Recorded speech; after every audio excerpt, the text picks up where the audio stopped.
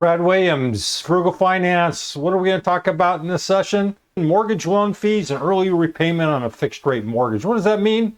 That means if I'm a lender and we know statistically over X period of time that a certain percentage of people will sell their property within a certain period of time, let's say 5 years. Let's say the average is 5 years. You may want to introduce a loan at a favorable rate, but then you don't want to end up losing money in the long run. And you throw in a prepayment penalty if you elect to prepay, or if you elect to refinance or sell your property in order for the lender to compensate the company for that provision. We're just going to talk briefly about how to do this, what the overall yield will be. Keep in mind, here's a scenario. We have a borrower who wants a $60,000 loan, 12% for 30 years. We're going to charge a 3% loan origination fee. The borrower decides to sell the property after 5 years. In this particular case, we're looking at a origination fee and not a prepayment fee. We'll do that next.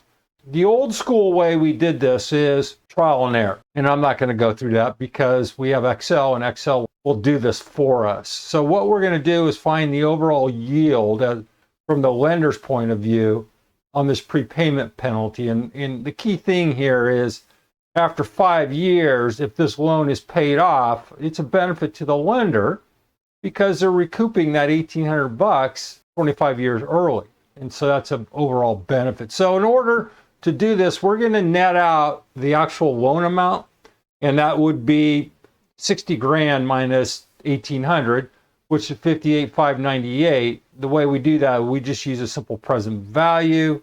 Here is the overall review rate, and we'll go into here to look at. We have the number of periods, 60, payment. And all I did was I just hit the rate. You can hit anywhere in here, and you'll get this review.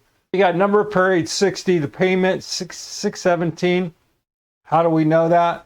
We can go in here before we even start this thing.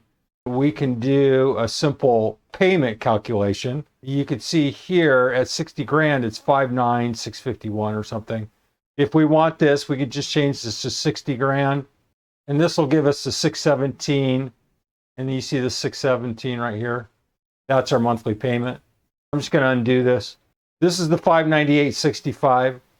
What we're doing is simply computing this using the rate function. We got 58.2 as our present value. We need to figure out this future value, 58,597. Why? Because that is what the payoff is after 5 years. And then it's going to give us this tiny number, and then we multiply that times 12 to get this 1282. That's simply how we do it. There's no magic here.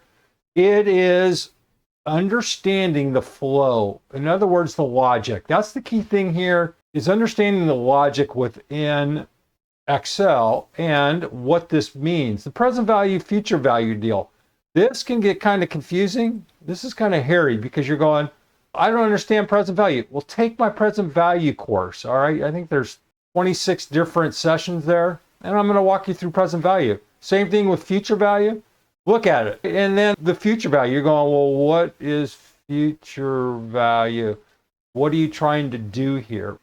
You're discounting the 617 minus the 598.65 over this 5-year period. And it's going to give you this new yield of 1282. What I always suggest, you see this information here, read it if you need it.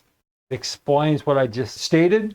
But that's an overview. If you are the borrower and you pay off your loan early, you could see, and you're going, well, big deal. That's less than 1%. Well, no, it's still money.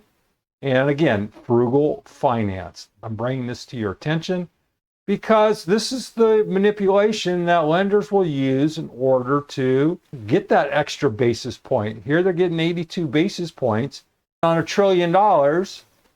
That's a lot of money. So in short, there's always a means for Wall Street to scrape out an extra basis point or two. That's the point of these sessions, is to look under a lot of rocks to see why finance is finance. 99.9% of the people out there don't understand this.